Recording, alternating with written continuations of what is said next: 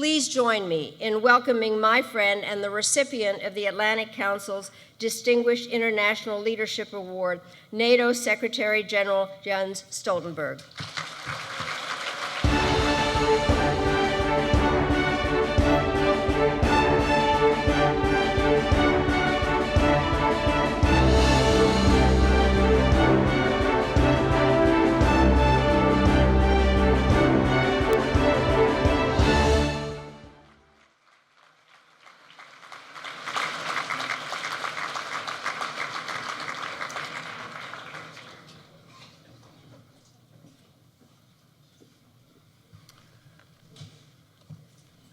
Thank you so much, Madeleine, for those nice words and for the kind introduction. You have always been a very outspoken champion of NATO, and as well as an inspirational colleague and friend. I would also like to start by thanking Fred and Damon and the entire Atlantic Council team.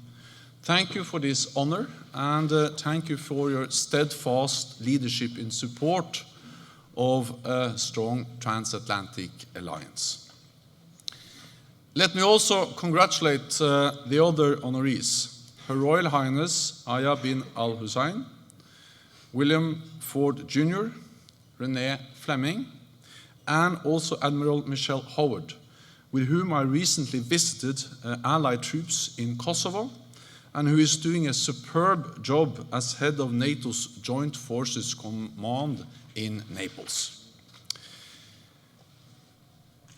This award means a great deal for me, because I am a truly Atlanticist in every sense of the word. Because for Norwegians, our identity, our history, is about the Atlantic Ocean. Norway is, as you know, a very narrow strip of land with a very long coast, many fjords, a lot of mountains, and some reindeer. And as Vikings, we used to sail the Atlantic. We were the first Europeans to discover America.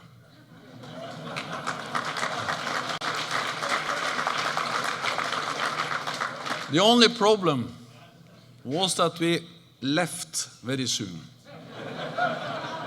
and forgot to tell anyone about our discovery.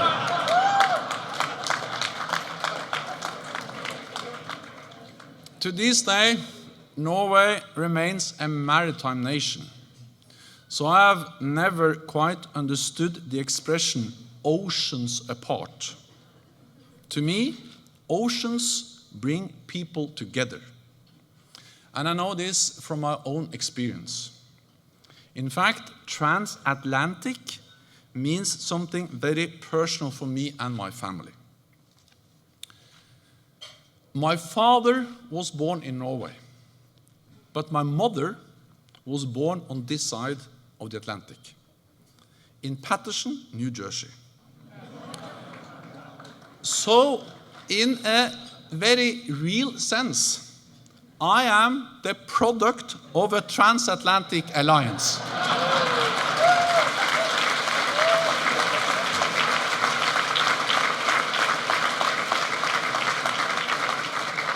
And I spent my first 2 years of my life in San Francisco. Then, I can't remember so much, but it was nice. Then, growing up in Norway during the Cold War, we slept soundly at night, knowing that NATO, the good guys, were there to protect us. As a young conscript in the Norwegian army, I was trained to hold out until our Atlantic allies would come to our aid. We knew we were not alone. That is what NATO is all about.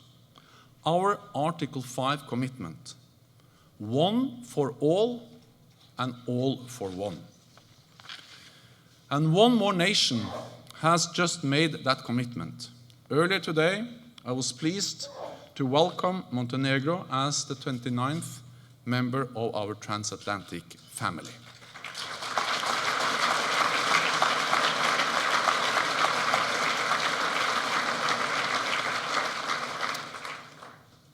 And I use the word family on purpose, because like in any other family, we have our differences. But for nearly 70 years, our NATO family has risen above those differences. We have worked together for a common purpose, the peace, security, and prosperity of our people, on both sides of the Atlantic. It is a unique bond that has kept our nations safe for almost 7 decades. Today, our commitment to the alliance is as strong as ever, not only in words, but also in deeds.